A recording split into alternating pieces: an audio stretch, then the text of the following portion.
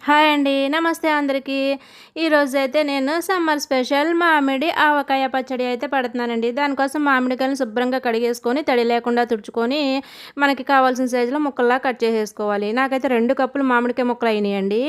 ఇప్పుడు అందులోకి 1/2 కప్పు కారము, 1/2 కప్పు ఆవు పిండి, ఒక 2 స్పూన్లు మెంతి పిండి, ఒక 1/2 కప్పు సాల్టు, కొన్ని వెల్లుల్లి రెబ్బలు వేసుకోవాలండి.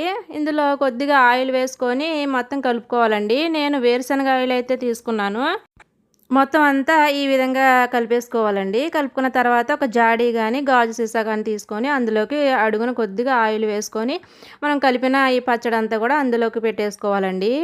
పెట్టేసుకొని పైన కొద్దిగా ఆయిల్ వేసుకోవాలండి. వేసేసుకొని మూడో రోజు మళ్ళీ మొత్తం అంతా కలుపుకోవాలండి.